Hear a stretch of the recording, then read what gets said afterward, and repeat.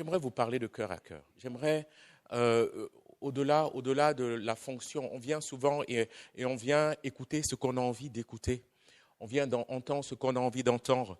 On vient, on écoute et on rentre et on est content d'avoir écouté et ça fait du bien et on est content. Mais ce dont je vais vous partager là est déjà le résultat d'un travail sur moi. Je ne suis venu pointer le doigt sur personne et vous le verrez. Je suis venu parler de ce qui m'a travaillé et ce qui me travaille en ce moment même. C'est moi? Ok. Je suis venu vous parler de ce qui me travaille en ce moment même et je vais rentrer sur quelques détails sur ma vie pour partager comme un cœur à cœur. Alors, il n'y aura sûrement pas, et excusez-moi, aucun message n'est complet. Sinon, je prêcherai la Bible, mais d'ici 1 heure, vous serez déjà partis. Ce sera juste une petite partie, ce sera peut-être un petit éclairage, mais ce que je vous dis là, c'est quelque chose qui me travaille, c'est quelque chose qui m'anime et c'est quelque chose où j'ai autant besoin d'aide que chacun d'entre nous, vous. Amen. Donc, comprenez que ce soit un peu désordonné, prenez ce que vous avez à prendre et ce que vous n'avez pas à prendre, il n'y a pas de souci, je le ramène à Mulhouse. D'accord? Il n'y a vraiment pas de souci. Le thème de cette exhortation, de ce partage, et je ne serai vraiment pas en mode prédication, je ne vais pas crier, d'accord? Parce que déjà c'est l'après-midi et nos corps sont en mode digestion et que voilà. Le thème, c'est examinez-vous vous-même. Examinez-vous vous-même. Et mais pourquoi est-ce qu'il nous parle de s'examiner soi-même? Mais ce n'est pas de moi, ça revient, c'est dans la Bible, dans 2 Corinthiens 13, verset 5. C'est Paul qui parle aux Corinthiens, il dit examinez-vous vous-même pour savoir si vous êtes dans la foi. Éprouvez-vous vous-même. Ne reconnaissez-vous pas que Jésus-Christ est en vous, à moins peut-être que vous ne soyez reprouvés? Je ne suis pas allé plus loin dans ce verset, mais je vais vous demander de le noter, de le lire. Et des fois, en ouvrant la parole, on peut tomber sur ma chérie, regarde le temps. Voilà, parce que vous connaissez votre pasteur, il m'a laissé tout le temps, mais moi, comme je suis sage, je ne prendrai pas toute votre soirée. Hein. Il dit, mais examinez-vous vous-même, c'est-à-dire s'examiner soi, c'est avoir il y a un terme pour ça, la lucidité de se regarder. S'examiner soi, c'est avoir la capacité de dire qui suis-je. S'examiner soi, c'est avoir la capacité d'être conscient de qui nous sommes, de ce que nous faisons. Et on a du mal à s'examiner soi-même. Mon épouse est infirmière. Je lui avais demandé, mais on l'a oublié à la maison. Elle a ça s'appelle comment? Pardon? Un tensiomètre que nous avons à disposition. Et de temps en temps, nous prenons le tensiomètre, nous le mettons là, et on appuie, et il y a un résultat. Et le résultat nous permet de savoir quel est l'état de notre tension. Et aujourd'hui, en tant que nous sommes dans une société où tout est dirigé vers, on va dire vers soi, mais en fait tout est dirigé vers l'autre. On a du mal à dire qui nous sommes. On a du mal, non, pas vous. On a du mal à dire, mais dans quel état je suis réellement? On dit juste, il y a quelques phrases qui résument ce que nous sommes. Oui, bof. J'ai des ados à la maison, bof. Ouais, ça va, qui ne veut rien dire. Parce qu'en fait, ça va, ça ne veut rien dire qu'est-ce qui va, ou bien ça ne va pas, mais on ne sait même pas ce qui ne va pas en fait. Vous êtes d'accord avec moi? On a juste résumé notre état à travers 2 mots, mais Paul dira aux Corinthiens, examinez-vous vous-même. Et j'ai noté ici, et nous sommes en fin d'année, vous voyez bien, et cette fin d'année-là est le sujet pour nous de faire le bilan, un petit bilan. Et d'où la question que je nous pose à chacun d'entre nous. T'es-tu examiné? As-tu vérifié ton tensiomètre? As-tu vérifié ta température? Mais non pas la température corporelle, bien sûr, vous m'avez compris, mais ta température spirituelle, l'état de ton cœur, l'état de tes émotions et l'état de tes sentiments. As-tu fait le bilan de cette année 2024 ? As-tu eu le temps de te retourner ou nous n'avons plus le temps de nous retourner? Nous sommes tellement dans un engrenage qui nous pousse à regarder, à se projeter, à avancer pour ceux qui arrivent encore à se projeter, à avancer pour ceux qui veulent bien encore avancer. Mais personne ne prend le temps de s'arrêter et de dire mais je vais m'examiner, sauf que dans tous les domaines de nos vies, dans tous les domaines hors l'Église, nous avons des structures qui nous demandent de nous examiner. Et j'ai regardé là.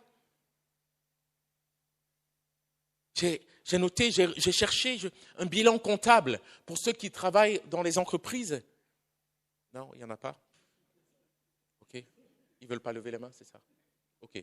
Bon, c'est pas grave. Donc, il y a un bilan qui se fait. Pour celui qui est auto-entrepreneur, il y a un bilan. Oui ou non? Et ils le font régulièrement. Pour ceux qui ont un véhicule, il y a ce qu'on appelle un contrôle technique. Avant même d'aller en voyage, on te demande de faire comme un check-up complet avant de partir pour les grandes destinations. Il y a un contrôle technique qui permet de savoir ce qui va, ce qui ne va pas. Et ce qui ne va pas, on doit le réparer avant que tu ne reprennes la route. J'ai noté là, bilan financier. Oui, un bilan financier. Régulièrement. Et pour venir dans le domaine médical aussi, où finalement on nous en parle, pourquoi faire un examen? J'ai noté, les examens permettent d'établir un diagnostic chez un patient symptomatique. Il y a des symptômes qui montrent que tu ne vas pas bien. OK, mais te limiter à ces symptômes ne résume pas la situation, ne résolve pas la situation. Maintenant, tu vas faire un examen. À partir de ces symptômes, ouais, j'ai eu du mal. En ce moment, je ne loue plus. En ce moment, je viens à l'église, en ce moment, je viens en retard. En ce moment, je suis plus motivé à venir. En fait, ça ne m'intéresse. En même temps, je suis là, en même temps, mon cœur n'est plus là. C'est des symptômes. Mais à partir de ces symptômes, qu'est-ce qu'on fait dans le monde médical? On va faire un diagnostic. Vous êtes toujours avec moi? J'ai dit, quel est le synonyme d'examen? C'est une analyse, un approfondissement. Il faut aller plus profond pour comprendre ce qui ne va pas. Il ne s'agit pas de dire je vais mal, j'ai une fièvre, mais quelles sont les causes de cette fièvre? Un approfondissement, on va en consultation. L'examen, c'est une enquête, c'est une étude, c'est une inspection, c'est une investigation, c'est une observation et c'est une vérification. Examinez-vous vous-même. Tu n'as pas besoin que le pasteur vienne t'examiner. Ce n'est pas au pasteur de te dire ce qui ne va pas dans ta foi, dans ta vie chrétienne. Tu le sais ce qui ne va pas dans ta foi et dans ta vie chrétienne. Ce n'est pas à Dieu de te le dire, puisque Dieu le sait et tu le sais. Vous êtes deux à le savoir. Je dirais même que vous êtes trois à le savoir. Je dis toujours ça. Vous pouvez mentir aux hommes, mais tu ne peux pas mentir à Dieu. Tu ne peux pas te mentir à toi-même. Bon, il y a certains qui le font aussi. Ça arrive. Mais tu ne peux pas mentir au diable aussi. Parce qu'il sait qui tu es. Tu ne peux pas mentir. Tu n'as pas besoin que Dieu vienne révéler ta vie à travers une parole de connaissance sur quelque chose que tu sais qui est là et qui est déjà là. Il n'a pas besoin de te le dire. Les gens qui tournent autour des prophètes pour que le prophète leur dise ce qu'ils cachent à Dieu, ça n'a pas de sens. Dieu ne parlera pas. Tu sais ce qui ne va pas. Ou bien tu sais qu'il y a quelque chose qui ne va pas. Examine-toi toi-même.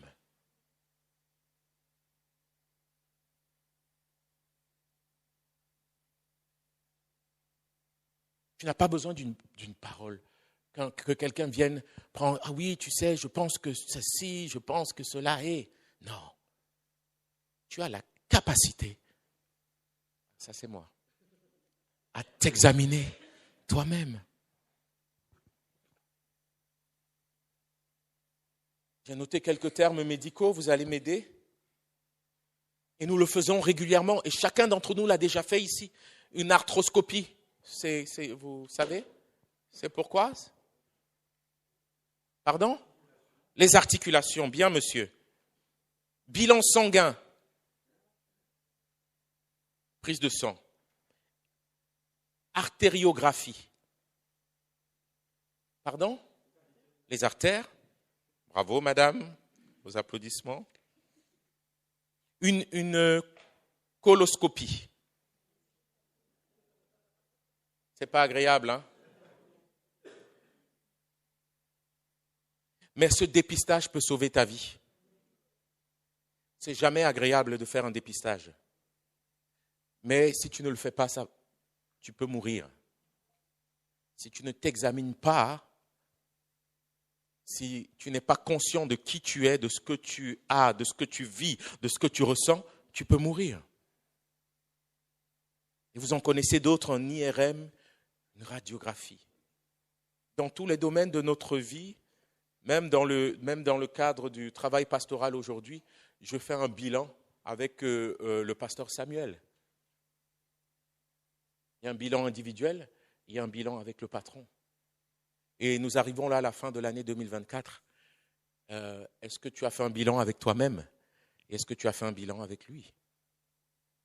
Père. Ou non, tu n'as pas besoin de bilan. Ou non, c'est pas grave. La voiture continue à rouler, mais le contrôle technique est déjà dépassé. Il y a beaucoup de problèmes dans la voiture. Faut-il attendre la prochaine panne, que la voiture ne roule plus, pour que tu t'arrêtes et que tu l'emmènes au garage? Examinez-vous vous-même. C'était mon intro. C'était pas long, ça va?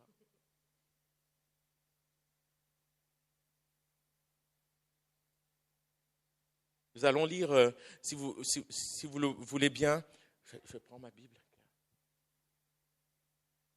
Merci. J'aimerais lire avec vous quelques passages. Ce matin, avec mon épouse, elle est là d'habitude, je peux parler d'elle, mais là, elle est là. Ce matin, avec mon épouse, on s'est posé, on se lève tôt. Et on s'est assis et on a fait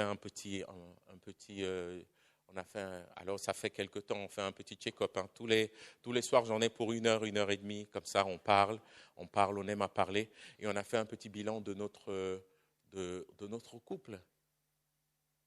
On a fait un petit bilan. Il y avait des choses positives. Amen. Et il y avait des choses à travailler. Il y avait des choses à travailler. 1 Corinthiens 11, à partir du verset 3. Désolé, je ne l'ai pas donné celui-là. Mais si vous l'avez, on peut le lire. 1 Corinthiens 11.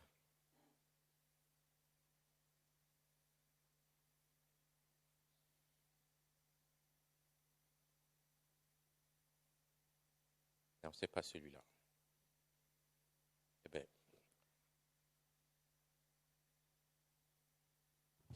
peut-être le 2 Corinthiens.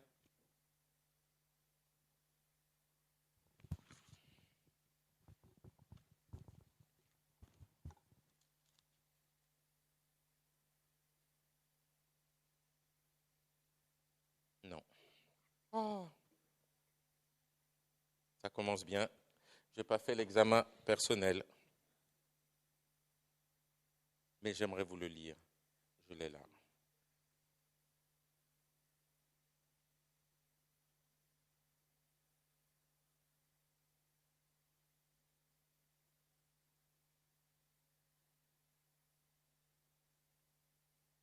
Voilà, c'est plutôt 1 Corinthiens 13, verset 11. Pas 11, verset 3. Il dit, « Lorsque j'étais enfant, je parlais comme un enfant, je pensais comme un enfant, je raisonnais comme un enfant. Lorsque je suis devenu homme, j'ai fait disparaître ce qui était de l'enfant. » Voilà Paul qui parle de l'homme spirituel. Il dit, lorsque j'étais un enfant, il reconnaît que dans ta marche avec Dieu, tu peux être comme un enfant. Il reconnaît que dans ta marche avec Dieu, tu peux passer par des temps compliqués, difficiles. Il reconnaît que dans ta marche avec Dieu, tu peux parler comme un enfant. Tu peux te comporter comme un enfant. Mais il dit aussi, tu peux raisonner comme un enfant. Mais il dit, lorsque je suis devenu homme, j'ai C'est sur le j'ai que je reste. J'ai fait disparaître ce qui était de l'enfant. Il y a de cela une semaine, ou la semaine dernière, nous sommes allés voir Silas, notre filleul, qui venait d'avoir 4 ans. À chaque année, nous prenons en âge. Et Silas venait d'avoir 4 ans, alors nous lui avons apporté des cadeaux qui sont adaptés à un enfant de 4 ans.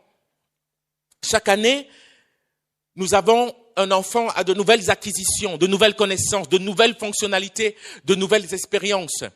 Un enfant de 4 ans ou de 5 ou de 6 ans, on attend de lui qu'il arrive à marcher, qu'il arrive à s'exprimer, on attend de lui qu'il ne porte plus des couches. Mais si à 9, 10, 11 ans, il porte des couches, ça veut dire qu'il y a une problématique. Parce qu'aucun enfant, à 11 ans, n'est censé porter les couches. Il est censé pouvoir retenir, avoir le contrôle de sa vessie. Vous êtes d'accord avec moi?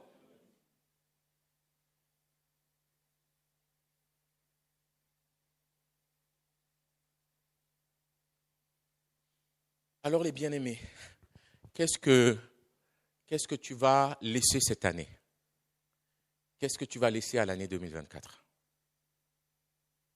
Quelles sont les choses que tu veux faire disparaître en cette année 2024? Ou bien, pourrais-je plutôt dire, quelles sont les choses dans lesquelles tu vas grandir en maturité? Parce que pour pouvoir grandir avec Dieu, il y a des choses que tu dois abandonner, il y a des choses que tu dois faire disparaître. Pour pouvoir grandir en maturité, il y a un raisonnement que tu dois abandonner, un raisonnement qui doit disparaître. Pour pouvoir grandir avec Dieu, il y a des acquisitions que tu dois prendre afin de devenir un homme adulte. Amen. Nous allons lire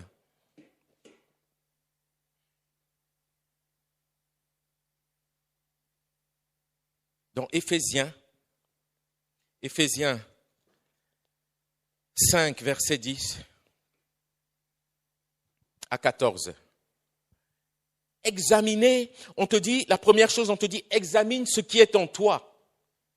Examine ce qui est en toi. Et Jacques nous parlera, il dira, mais tu es comme un homme qui se regarde dans le miroir. Quand quelqu'un se regarde dans le miroir, c'est son visage que tu vois. C'est ton visage que tu vois. Mais si tu vois de la saleté dans ce visage, que dois-tu faire? Pardon?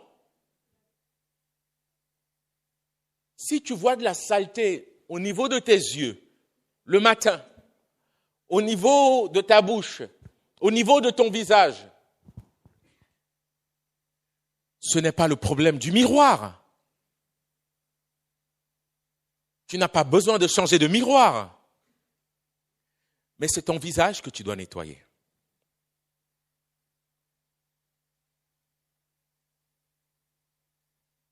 Paul dira aux Éphésiens, examinez ce qui est agréable au Seigneur. Et ne prenez point part aux œuvres infructueuses des ténèbres, mais plutôt condamnez-les. Je me suis examiné et je vois que dans ma vie, je vois que dans mon cœur, je vois qu'en moi, il y a des œuvres infructueuses. Ce sont des œuvres qui ne portent pas du fruit. Il y a des œuvres infructueuses. Ce sont les œuvres des ténèbres. Il y a des pratiques infructueuses. Je vous ai lu tout à l'heure, il y a un langage d'enfant. Il y a un raisonnement d'enfant. Il y a des attitudes infructueuses. Quand je me suis examiné, que dois-je faire?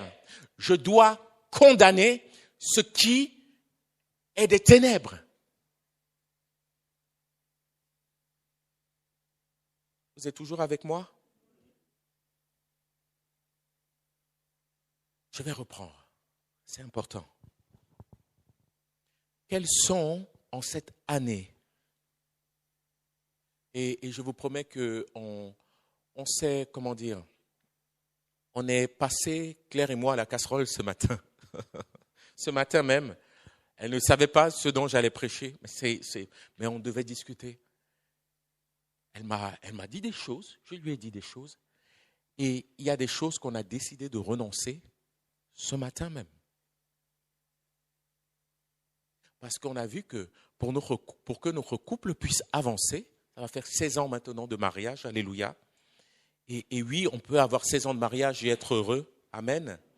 Donc pour que notre couple puisse avancer, il y a des choses de cette année 2024 que nous ne pouvons plus emmener dans l'année 2025. Il y a des raisonnements de 2024 que nous ne pouvons plus continuer à emmener en 2025. Il y a des fonctionnements en 2024 que nous ne pouvons plus emmener en 2025. Il y a des pannes. Il y a des pannes que nous avons remarquées et nous avons décidé alors en nous examinant de faire ce diagnostic, de faire ce dépistage, de trouver là où ça n'a pas fonctionné et de dire, oh ma chérie, l'année prochaine, voilà ce que nous voulons faire. Et une de mes résolutions, je vous le dis ici, c'est que j'ai besoin de sortir un peu plus avec ma femme. Hors les enfants, on a besoin de se voir hors les enfants. Voilà pourquoi nous sommes venus sans eux. Amen. Donc la résolution, elle est déjà là, en fait. Parce que avant d'être une famille, nous sommes un couple. Et que c'est sur la base du couple que la famille tient. Et que si le couple ne tient pas, la famille ne peut pas tenir. Je m'attendais à ce que les sœurs puissent dire Amen. Ou plutôt des frères, parce que ces dames sont tellement attachées à leurs enfants que des fois on a l'impression, j'ai jamais demandé à ma femme de choisir entre moi et les enfants, je préfère pas entendre la réponse, ok? Je préfère pas. Non, vous voulez pas, non, on veut pas savoir de réponse, on en reste là.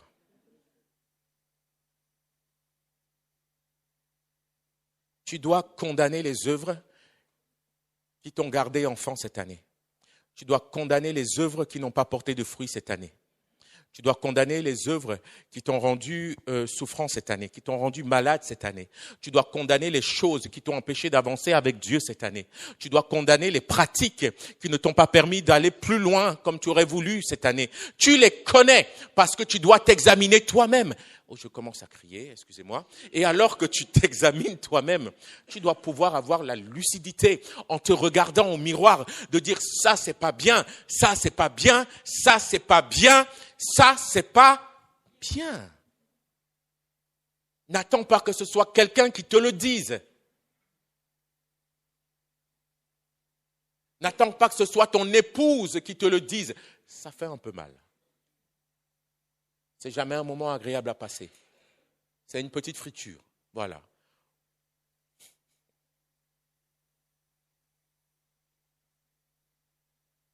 Le Saint-Esprit qui est en nous nous parle régulièrement.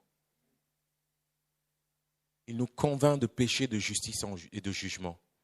Il te révèle ce qui en toi ne va pas. Mais ce n'est pas juste pour que tu puisses être dans la culpabilité. Parce que la culpabilité et le remords tuent, mais c'est pour que, convaincu de péché, tu puisses demander la grâce à Dieu, que tu puisses condamner ses œuvres et que tu puisses te détourner dans une repentance et marcher dans la lumière. Amen. 1 Thessaloniciens 5, versets 21 à 23.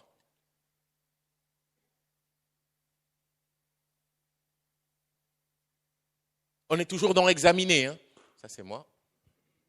On est toujours dans examiner. Vous êtes toujours avec moi? 1 Thessaloniciens 5, ça y est, on y est?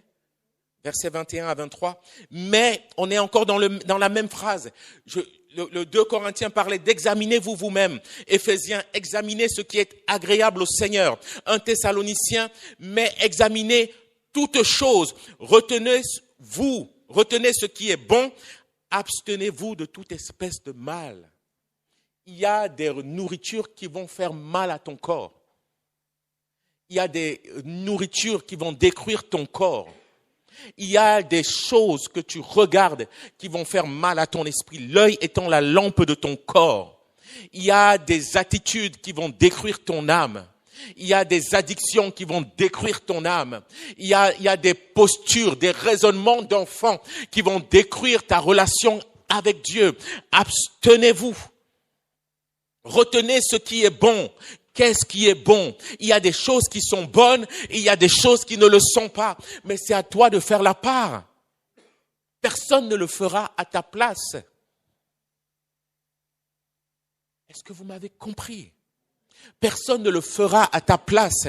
Peux-tu prendre un temps et décider de t'examiner sous l'œil de la parole, sous le regard de la parole, sous le regard du Saint-Esprit, dans une attitude d'humilité? Veux-tu passer au dépistage et dire, Seigneur, montre-moi en moi-même ce qui ne va pas?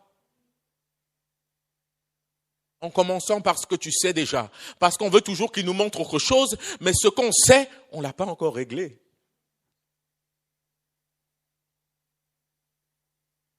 Mais examinez toutes choses. Retenez ce qui est bon. Abstenez-vous de toute espèce de mal. Abstiens-toi, résous-toi cette année-là de dire je ne veux pas emmener en 2025 le mal et les choses que j'ai portées en 2024. Je ne veux plus me comporter comme un ado, je ne veux plus me comporter comme un enfant, mais je veux faire disparaître ce qui est de l'enfant. Je veux faire disparaître tout ce qui en moi ne m'a pas permis de vivre la gloire de Dieu, de vivre la grâce de Dieu, de vivre la lumière de Dieu, de vivre l'exaucement de Dieu, de vivre la communion avec Dieu. Vous êtes toujours avec moi? Bien-aimés, je vais vous donner 2 points sur lesquels, parce que de le dire, vous vous dites, mais en tout cas, 2 critères sur lesquels moi je me suis basé pour pouvoir faire cet examen, ce dépistage personnel. Le premier, c'est la première question. Quel est l'état de ta relation avec Dieu? C'est la première question. Quel est l'état de ta relation avec Dieu? Quel est l'état de ta relation avec le Père?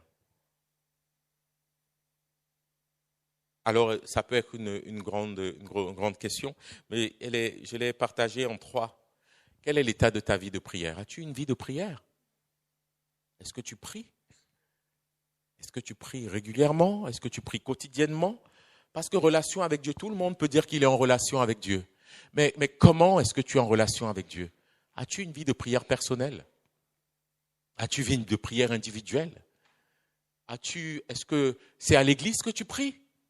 Est-ce que tu pries à la maison? Est-ce que tu pries tous les jours à la maison? Est-ce que tu as ton temps dédié à la communion avec Dieu à la maison? Quel est l'état de ta vie de prière?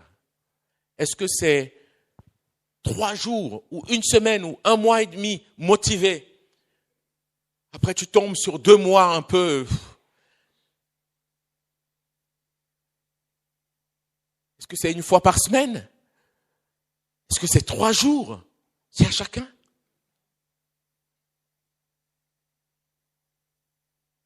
Quel est l'état de ta relation avec sa parole? Est-ce que tu aimes lire la Bible? Est-ce que tu as une Bible? Elle est où ta Bible? Est-ce que tu la lis? Parce que la relation avec Dieu, c'est aussi la relation avec sa parole, parce que Dieu est dans sa parole. Est-ce que tu aimes lire la Bible? Est-ce que tu aimes la lire? Est-ce que tu aimes la méditer? Est-ce qu'il y a un temps pour toi, quotidiennement, dans lequel tu lis la parole de Dieu? Parce que tu aimes à la lire. Parce que, les amis, vous n'avez pas besoin de prophètes. Je bénis le ministère prophétique et je bénis le ministère pastoral. Nous sommes là juste pour équiper les saints. Mais aujourd'hui, vous avez l'Esprit de Dieu et vous avez une relation avec Dieu. Si tu veux que Dieu te parle, ouvre la parole. Ne viens pas à l'église en disant « Seigneur, parle-moi ». Même si le Seigneur voulait parler à chacun d'entre nous ici maintenant, ça prendrait à peu près, selon les situations, ça prendrait 2 heures, 2 heures et demie et personne ne voudrait attendre 2 heures et demie. Mais tu peux rentrer chez toi et dire Seigneur, parle-moi et ouvrir sa parole parce que chaque fois que tu ouvres la bouche, la Bible, c'est la bouche de Dieu que tu ouvres et il peut te parler à toi. Quelle est ta relation avec la parole de Dieu? Est-ce que tu médites la parole? Est-ce que tu connais la parole? Est-ce que tu aimes la parole? Est-ce que tu reçois la parole? Quelle est ta communion avec le Saint-Esprit? 3e question. Très simple. Tu veux t'examiner, il y a un check-up. Juste pose-toi ces questions. Est-ce que tu as une communion avec le Saint-Esprit? La Bible nous parle de l'amour de Dieu. La Bible nous parle de la grâce en Jésus. Mais aujourd'hui, nous sommes en relation, en communion avec le Saint-Esprit. C'est par le Saint-Esprit que nous chantons. Si tu viens là m'écouter chanter, mais tu es en train de perdre une partie de ton temps, puisque en fait, toi tu entends des chants chanter, mais nous sommes en relation avec Dieu par l'Esprit. Et voilà pourquoi la demi-heure là peut être ou bien longue pour toi, ou bien tellement si courte parce que tu es en communion avec Dieu. Quelle est ta communion avec le Saint-Esprit? Mais la communion, ça veut dire être en relation avec lui, mais aussi lui obéir. Quel est ton niveau d'obéissance? À quoi as-tu obéi cette année? À quoi t'es-tu soumis? Et des fois, il nous relève des choses dans notre cœur. C'est pour ça qu'on dit, examinez-vous vous-même. En fait, je suis certain que tu sais ce qui ne va pas. Et que si tu ne sais pas, demande-le lui. Il te le rappellera parce que je suis sûr qu'il te l'a déjà dit. Ce qui ne va pas. Alors on vient ici, on lève les mains, mais tu sais que tu ne peux pas lever les mains. On vient ici, on chante, mais tu sais que tu n'as pas envie de chanter. On vient ici, on dit prie. Mais tu sais. Quelle est ta communion avec le Saint-Esprit? As-tu reçu le Saint-Esprit? As-tu été baptisé du Saint-Esprit? Es-tu obéissant quand Dieu te dit de pardonner? Quand Dieu te dit d'aimer? Quand Dieu te dit de servir? Ne répondez pas tous en même temps. Et bien aimés, je me permets de vous parler, j'espère que vous comprenez mon cœur. C'est dans cet état que je me tiens devant Dieu. Et c'est dans cet état que j'ai fait le bilan. Voilà les questions.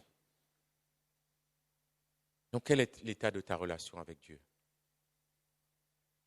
Et le deuxième point, c'est quel est l'état de ta relation avec les autres? On dit toujours Dieu, ça va, mais les autres...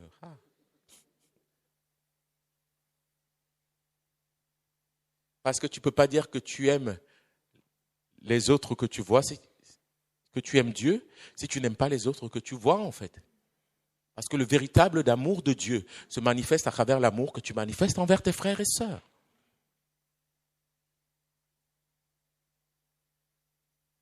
Quel est l'état de ta relation avec les autres? Oui, ça fait partie de ton examen aussi.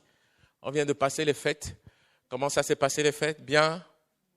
Bof? Moyen?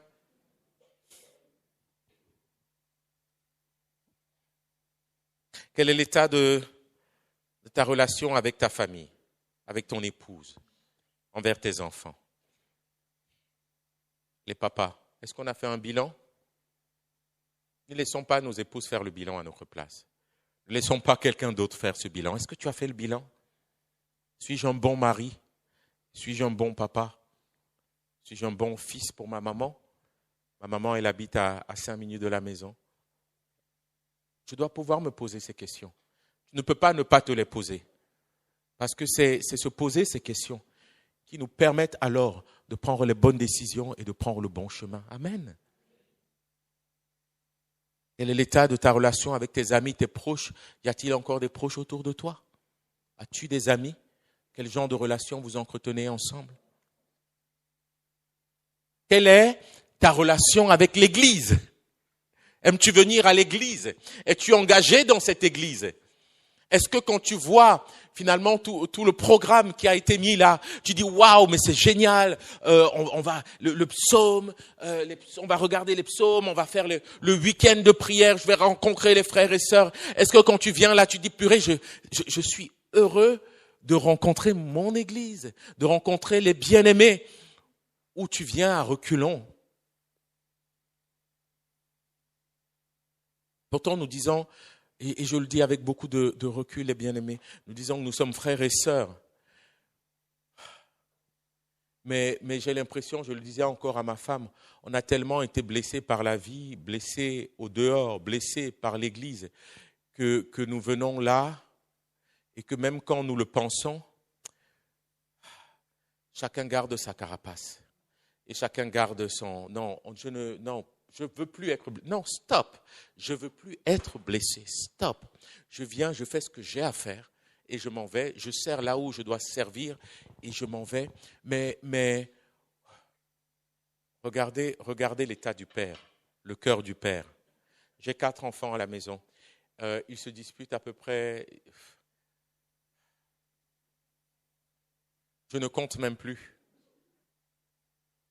Mais vous savez quoi? Ils nous fatiguent. Ils nous fatiguent à se disputer. Ils nous fatiguent. Mais des fois, il y a comme ça un temps de grâce où on arrive avec mon épouse et on les voit, ils sont en train de jouer, de danser. Ils font du bruit, ils crient. Pour le même cri, j'en aurais puni plus que ça. Mais quand le cri, c'est le cri de l'unité, on les regarde, on sourit, on passe à côté. Mais bien sûr, le Père, il aimerait tellement qu'on soit heureux les uns avec les autres. Il nous a donné, il t'a donné de l'amour pour tes frères et sœurs. Il y a là une grâce que tu ne peux pas avoir. Elle a une grâce que je ne peux pas avoir. Elle a une grâce. Et nous sommes ensemble, alors nous partageons la même grâce. Parce que ce que Dieu t'a donné, je peux en être au bénéfice. Dieu ne me donnera pas ce qu'il t'a donné, parce qu'il t'a donné, il t'a mis à côté de moi. Il faut juste que je m'approche de toi pour que je puisse être au bénéfice de la grâce que tu as reçue. Mais si je reste dans mon côté, je reste avec ma petite grâce. C'est ça la réalité de l'Église. Et nous nous fermons les uns aux autres. Et du coup, nous bloquons les grâces que Dieu veut donner à chacun d'entre nous. Je ne peux pas chanter sans mes 2 sœurs là. Je ne peux pas chanter sans elles, parce qu'elles ont reçu la voix. Elles ont reçu la voix. Voilà. Moi, je peux faire le piano, mais elles chantent mieux que moi. Mais ensemble, alors on peut vous servir. Quelle est ta relation avec l'Église?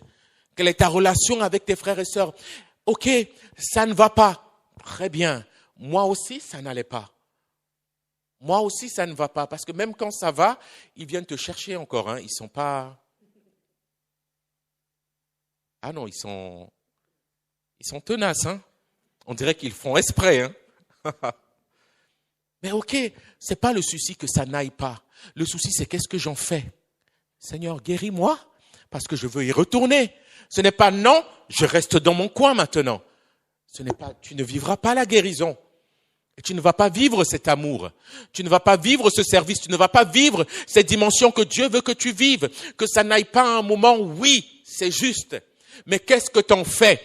Chaque homme sage, c'est que quand une voiture a un problème au niveau de l'huile, il faut aller au garage pour mettre de l'huile. Personne ne pense rouler une voiture avec des problèmes. Alors pourquoi vous craignez vos problèmes année après année, semaine après semaine? Et ça dure, les souffrances sont là, les blessures sont là, la division est là, les tensions sont là, les crispations sont là. Mais personne ne veut se faire soigner. Examinez-vous vous-même. Mais quand tu vas t'examiner, ce n'est pas juste pour dire que je vais mal. C'est pour trouver là où il y a un problème. Et quand le Seigneur te le révèle, le dépistage, c'est pour t'emmener aux soins. Le dépistage, ce n'est pas pour dire que tu es malade. Tu le sais déjà. Mais le dépistage, c'est pour te donner le médicament approprié. Oui, le Seigneur peut te guérir. Oui, le Seigneur peut restaurer ta relation avec les frères et sœurs, ton amour pour l'Église. Il peut le faire, mais il faut que tu le reconnaisses. Il faut que tu viennes avec lui en disant, Seigneur, j'ai du mal à cause d'eux. Il te dira, oui, je le sais, mais viens à mon laboratoire. J'ai la solution, j'ai le médicament. Amen. Quel est l'état de la relation avec les autres? Ta famille, tes proches? Avec l'Église, quel est l'état de ta relation avec le monde? Le monde qui t'entoure.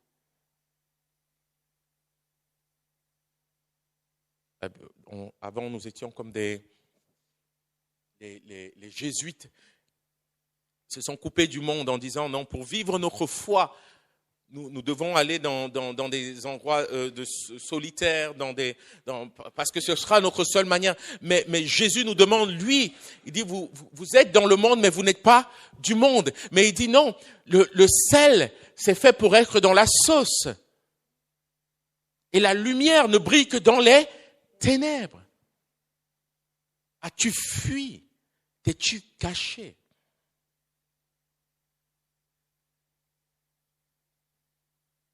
Je vous ai posé 2 questions. Quel est l'état de ta relation avec Dieu? Et quel est l'état de ta relation avec les autres?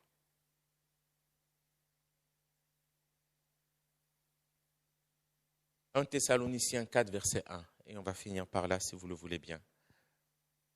Vous allez bien? Ça va?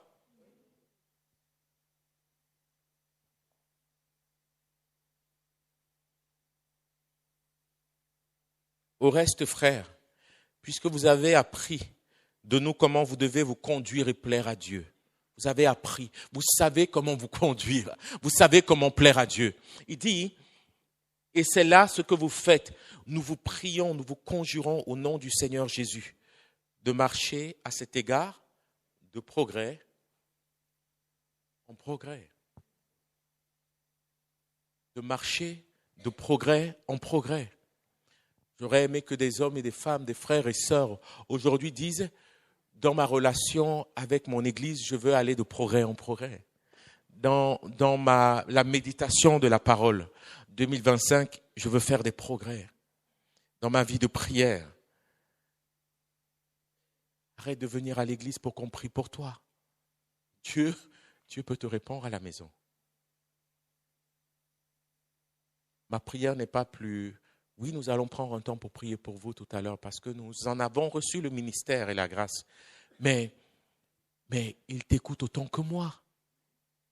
Devant le Seigneur, il n'y a pas d'acception de personne.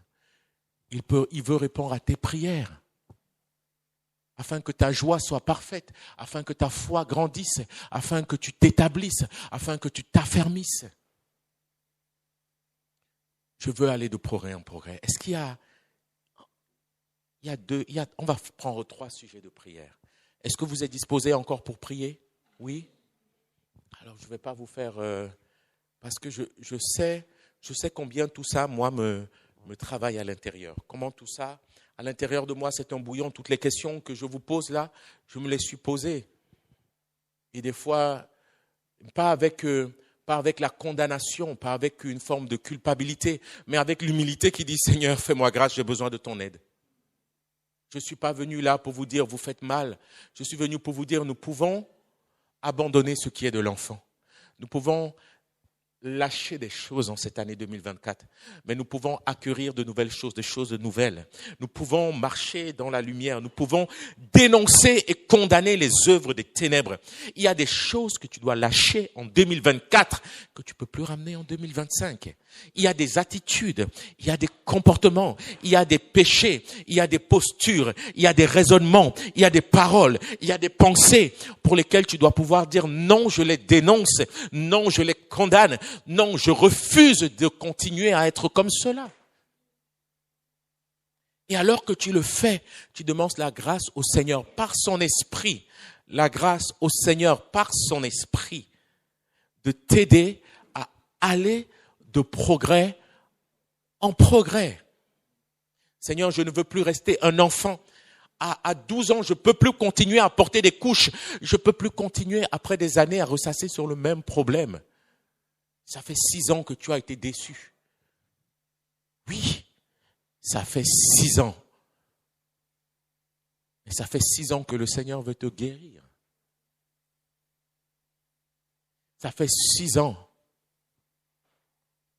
Et bien-aimés, j'espère avoir parlé à vos cœurs. J'espère avoir parlé à nos cœurs. Nous devons nous examiner. Et ce qui ne va pas, ce que le Seigneur nous montre, on doit dire stop. On doit arrêter. On doit dénoncer. On doit condamner. Et maintenant, on doit choisir et décider d'avancer avec Jésus et d'aller de progrès en progrès. On doit décider que l'année 2025 sera une année où qu'il pleuve ou qu'il neige. Vous savez ce qui est, et je vous le dis avec beaucoup d'humilité, de simplicité. Je sais que ce n'est pas facile, mais c'est comme ça. Ma fille est celle qui se lève le plus tôt à la maison parce que c'est une ado et qu'elle doit se préparer longtemps. Et elle me dit, papa, j'aime quand je descends, préparer les vêtements et que je t'entends, je sais que tu es en train de prier.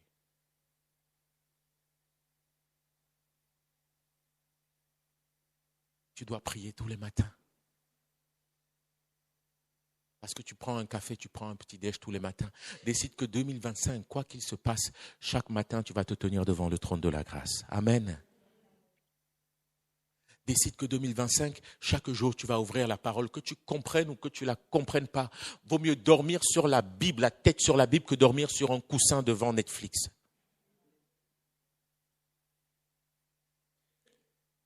Tu dois décider cette année que tu vas obéir au Saint-Esprit parce que les gens disent le Saint-Esprit, Dieu ne me parle pas, mais combien de fois il a parlé? La Bible dit qu'il parle tantôt d'une manière, tantôt d'une autre, mais on n'y prend point garde, ou même quand on le sait, on refuse d'obéir. Mais vous savez, si vous voulez qu'il vous parle encore plus, commencez par obéir à tout ce qu'il vous a déjà dit. Il vous parlera. Parce qu'il veut te parler. Il veut être en communion avec toi. Mais s'il parle une fois, 2 fois, 3 fois, tu restes sur tes positions, mais ça ne donne même pas envie de te parler. Il ne parle plus. Combien de fois nous avons attristé le Saint-Esprit? Tu dois décider. Je veux aller de progrès en progrès. Je veux être un bon fils. Je veux être une bonne fille. Je veux être un bon papa. Je veux être un bon époux. Je veux emmener ma femme au restaurant. Alléluia. Ça fait une partie de mes décisions. Donc 2025 sera un peu plus cher, voilà, que 2024. Mais c'est une bonne décision. Amen. Je veux l'écouter. Je veux prendre soin de mon couple. Tu dois décider d'être un meilleur père pour tes enfants. Finalement, les amis, Noël. C'est pas un Noël que la famille doit se construire. Noël doit être juste l'aboutissement de tout ce que nous avons fait pendant l'année. Si nous nous retrouvons juste à Noël pour nous donner 1 ou 2 cadeaux, on voit bien que derrière les cadeaux, il n'y a rien qui soutient ça. C'est vide. Derrière les repas, il n'y a rien. On essaye de faire quelque chose, mais ça devient de l'exceptionnel. Mais Noël doit être tous les jours. Tu dois décider d'être un bon serviteur dans cette église, un bon ouvrier dans la moisson. Tu dois décider d'être un témoin de Christ à l'extérieur. Je veux aller de progrès en progrès. Je veux aller de progrès en progrès. Amen. Voilà pourquoi nous allons prier. Si vous le voulez bien, on va se lever. On va se lever.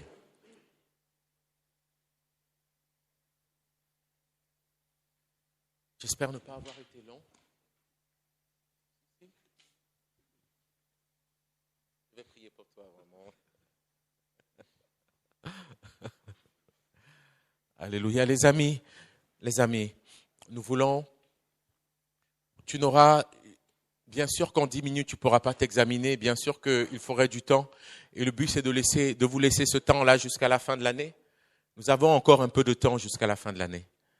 Ok, où chacun va devoir, et tu vas devoir, excusez-moi le terme, passer une coloscopie. Ou un IRM, c'est encore mieux. Ouais, je préfère IRM. Hein. Ok. Donc, passer un IRM, tu vas devoir passer par le scanner du Seigneur. Mais est-ce que tu veux y aller? Il y a certains malades, ils sont malades, mais ils ont peur de l'hôpital, ils n'y vont jamais. Mais tu peux dire, Seigneur, ok, j'y vais. Ok, j'y vais. Je vais découvrir ce que j'ai. Montre-moi ce que j'ai et aide-moi.